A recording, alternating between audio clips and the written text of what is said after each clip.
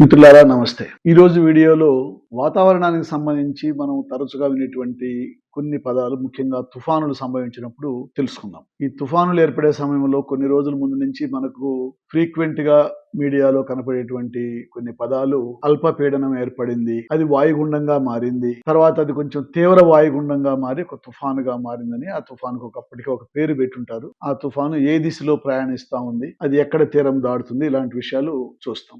ఆ తుఫాను యొక్క తీవ్రతను బట్టి అది ఇంకా చాలా తీవ్రమైన తుఫాన్‌గా పేరు మారకపోయినా దాంట్లో వీచేటువంటి గాలుల తీవ్రతను బట్టి వాటిని యొక్క ప్రభావం గూడా ఉంటుంది. ఈ క్రమంలో మనం అల్పపీడనం అనేది ఎలా ఏర్పడుతుంది? అల్పపీడనము, వాయుగుండము, తీవ్ర వాయుగుండము, తుఫాను ఈ రూపాంతరం చెందే క్రమంలో ఏమేమి మార్పులు జరుగుతాయో ఒకసారి తెలుసుకుందాం. అల్పపీడనం అంటే లో ప్రెషర్. భూమి మీద మనకు ఒక చోటు నుంచి మరొక చోటుకి గాలి వీస్తా ఉంది అంటే హై ప్రెషర్ నుంచి లో ప్రెషర్ కి గాలి వీస్తుంది. అది ప్రకృతి నియమం. ఈ అల్పపీడనం అనేది కూడా ఒక లో ప్రెషర్ ఏరియా. కానీ ఎక్కడంటే అక్కడ భూమి మీద గాలి వీచేటప్పుడు ఏర్పడే దాన్ని అంతా అల్పపీడనం అనరు. ఇది సముద్రాల్లో మాత్రమే ఏర్పడుతుంది. అక్కడ కొన్ని పరిస్థితులు దీనికి అనుకూలించాలి. ముఖ్యంగా వేడి వాతావరణం ఉండడం వల్ల చాలా పెద్ద ఎత్తున సముద్ర ఉపరితలం నుంచి నీరు ఆవిరయ్యి నీటి పైన కొన్ని కిలోమీటర్ల వరకు వాటర్ వేపర్ ఉండాలన్నమాట అక్కడ. 2 కొంత ప్రశాంతమైనటువంటి వాతావరణం ఉండాలి.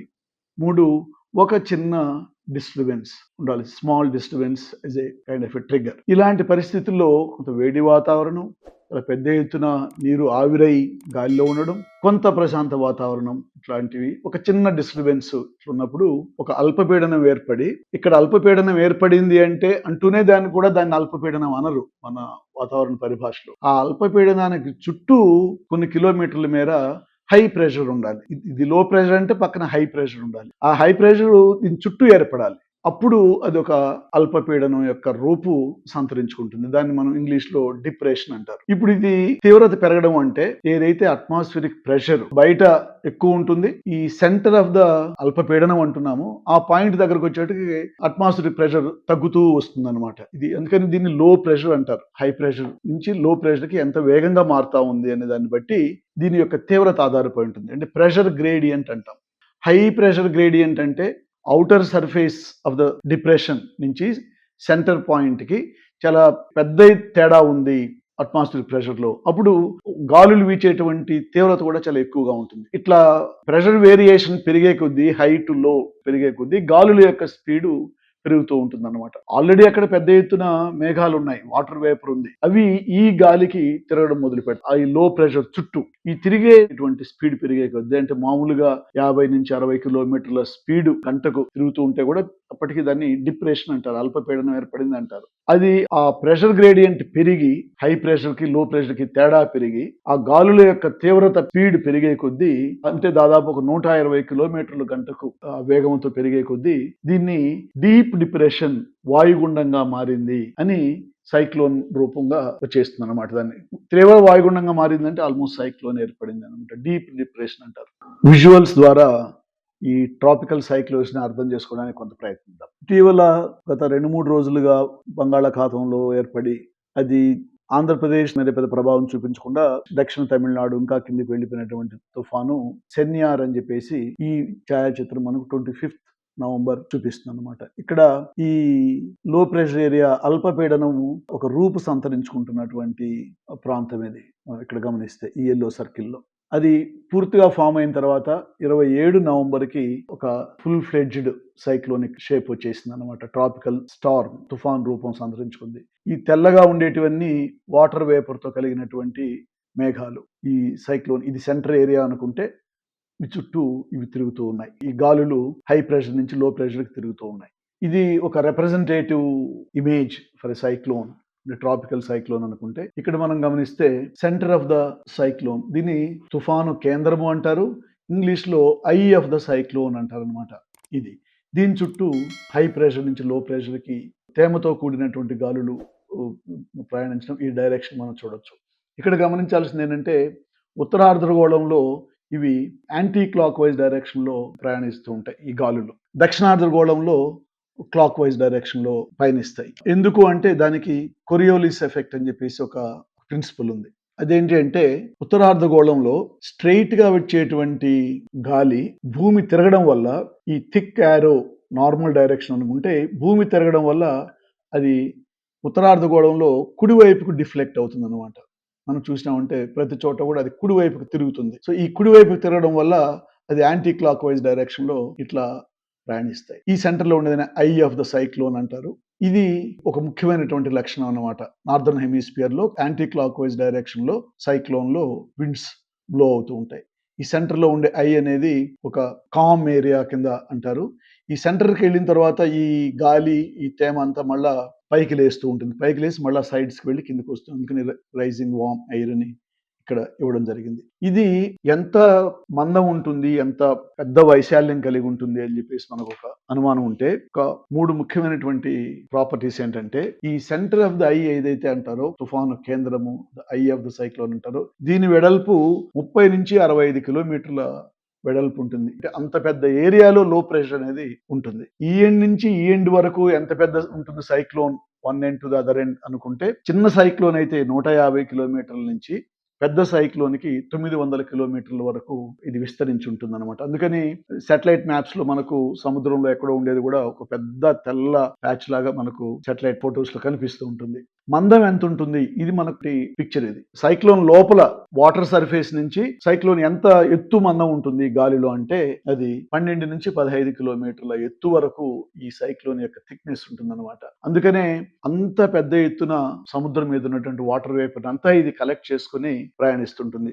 ఎంత వేగంలో ప్రయాణిస్తుందంటే మొత్తం సైక్లోను గంటకు 10 నుంచి 15 కిలోమీటర్ల వేగంతో సముద్రం మీద ప్రయాణిస్తూ ఒక డైరెక్షన్ లో వెళ్తుంది. ఈ ప్రెషర్ ని ఐసోబార్స్ రూపంలో మనం చూపిస్తే ఇవి ఐసోబార్స్ అంటారు. అంటే lines connecting equal atmospheric pressure, సమభార రేఖలు అని తెలుగులో అంటారు. ఇది ఒక రిప్రజెంటేటివ్ స్కెచ్ వేస్తే ఇక్కడ హై ప్రెషర్, ఇక్కడ లో ప్రెషర్.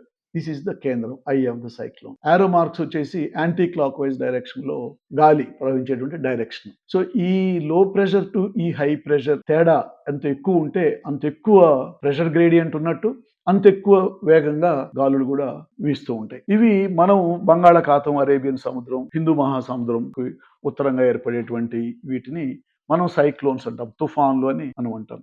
ఈ ప్రపంచంలో వేరే ప్రాంతాల్లో మరొక 2 పేర్లు ఉన్నాయన్నమాట.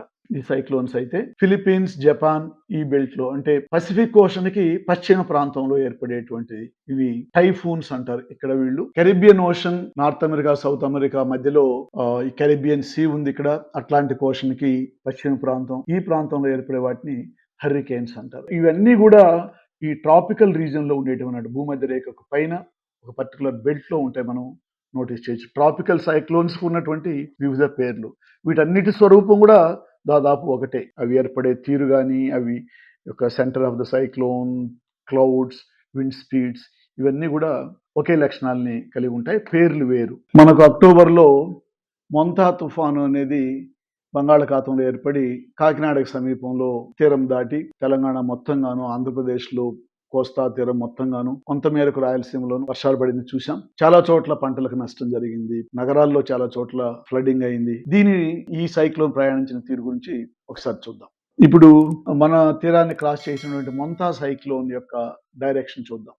ఈ ప్రాంతంలో ఏర్పడింది బే ఆఫ్ బెంగాల్. ఇది 27 అక్టోబర్ నాటి సాటిలైట్ ఫోటో. 28 అక్టోబర్కి మనకు చెన్నై పైన కోస్టల్ ఈ ఏరియాకి వచ్చింది. 29కి మనకు తీరం దాటి రాయలసీమలో చాలా ప్రాంతం, కోస్టల్ ఆంధ్ర, తెలంగాణలో దాదాపు తెలంగాణలో మొత్తం ప్రాంతం పెద్ద ఎత్తున వర్షాలు వస్తున్నాయి. ఇవి కలిగి చేసినటువంటి నష్టం అన్నమాట. అంటే మనకు వరదలు. ఇది ఒంగోలు పట్టణం, ఇది వరంగల్ పట్టణం. ఒకసారి మనం ఈ ఛాయాచిత్రం మళ్ళా చూస్తే ఇక్కడికి వచ్చి ఈ ల్యాండ్ ఏరియా మీద వర్షాన్ని మొత్తం వర్షం రూపంలో ఆ మేఘాలన్నీ పడిన తర్వాత ఆ తుఫానికి లైఫ్ పోతుంది, లైఫ్ ఎనర్జీ పోతుంది. దానికి లైఫ్ ఎనర్జీ ఏంటంటే మాయిశ్చర్. సముద్రం మీద పెద్ద ఎత్తున మాయిశ్చర్ ని కూడగట్టుకుంటూ వస్తుంది.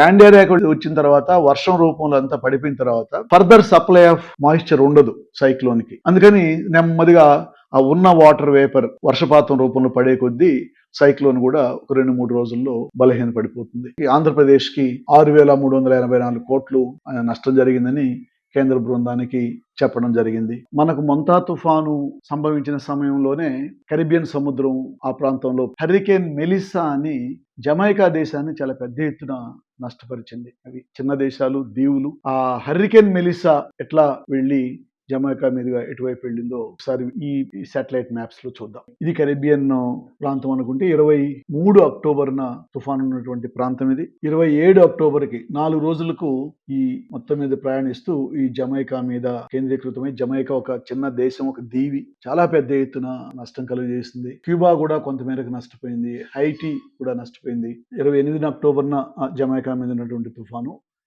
ఈ రెడ్ లైన్లు ఇంకిట్లా క్యూబా మీదుగా వెళ్ళిపోయింది అనమాట. సో జమైకాకు చాలా పెద్ద ఎత్తున నష్టం జరిగింది. ఆస్తి నష్టం, ప్రాణ నష్టం, దాదాపు 50 మంది చనిపోయినారని చెప్పేసి వార్తలు వచ్చినాయి. 10 లక్షల మంది ప్రజలు నిర్వాసితులైనారు, అనేక రూపాల్లో నష్టపోయినారు.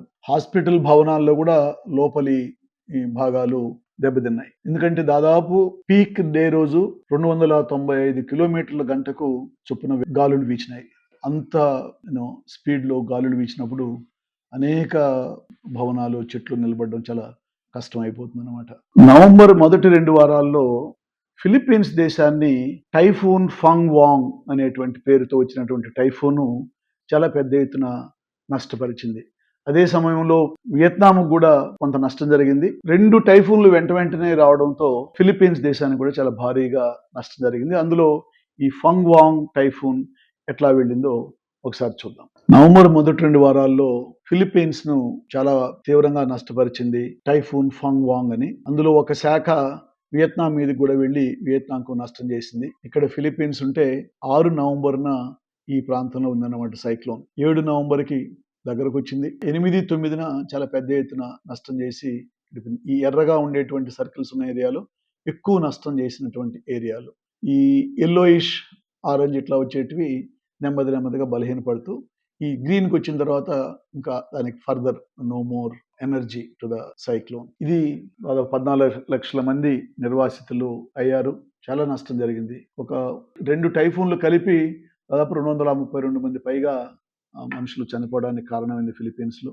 జస్ట్ మనకు లెస్ దాన్ ఏ మంత్, నవంబర్ మొదటి 2 వారాల్లో ఇది ఫిలిప్పీన్స్ జరిగిన నష్టం. ఈ యొక్క టైఫూన్ గురించి తెలుసుకోవడానికి ఇప్పుడు ఈ ట్రాపికల్ సైక్లోన్స్ ని, అయనరేఖా మండల చక్రవాతాలను వేటినైతే అంటారో వాటికి 3 చోట్ల ఈ భూగోళం మీద ఒక సైక్లోన్, ఒక టైఫూన్, ఒక హరికేన్, 3 చూసినాం కదా. మన దేశంలో ముఖ్యంగా ఆంధ్రప్రదేశ్ తీరానికి సంబంధించినంత వరకు శాటిలైట్ టెక్నాలజీ పెరగడం వల్ల, రిమోట్ సెన్సింగ్ పరిజ్ఞానాన్ని ఎక్కువ వాడుకొని ఈ సైక్లోన్ యొక్క రూట్ ని, దాని యొక్క తీవ్రతని చాలా కరెక్ట్ గా అంచనా వేయడం వల్ల చిన్నపాటి తేడాలు అక్కడెక్కడ ఉన్నా ప్రాణ నష్టాన్ని దాదాపు పూర్తిగా నివారించగలుగుతున్నాం. సరే, చాలా తీవ్రమైనటువంటి గాలులు వచ్చినప్పుడు అక్కడక్కడైనా కొన్ని ఇళ్ళు పడిపోవడం, ఇట్లాంటి ప్రాణ నష్టం జరిగిన తుఫాను వల్ల వీలైనంత వరకు ప్రాణ నష్టాన్ని నివారించగలుగుతున్నాం. చాలా పెద్ద ఎత్తున ప్రజల్ని సురక్షిత ప్రాంతాలకు తరలిస్తున్నారు. కానీ ఈ ప్రకృతి విపత్తు అనేది ఏదైతే అంటామో, గాలి వానల యొక్క తీవ్రతకి పంటలు, ఆస్తులు, అర్బన్ ఏరియాస్లో వరదలు రావడం, వీటిని నివారించలేం. కానీ ప్రభుత్వాలు ఈ నష్టానికి గురైనటువంటి రైతులకి, సామాన్యులకి వీలైనంత ఎక్కువ సహాయం చేసి తిరిగి వాళ్ళ యొక్క పూర్వ ఆర్థిక స్థితికి తీసుకొచ్చేటువంటి ప్రయత్నాలు ప్రభుత్వాలు పెద్ద ఎత్తున చేయాలి. దీనికి కేంద్ర ప్రభుత్వం కూడా సహకరించాలి. ఈ వీడియో మీకు నచ్చుంటే లైక్ చేయండి, కామెంట్ చేయండి, నా ఛానల్ని సబ్స్క్రైబ్ చేయండి. వచ్చే రోజుల్లో ఇంకా ఎక్కువ వీడియోలు చేయడానికి సహకరించండి. నమస్తే.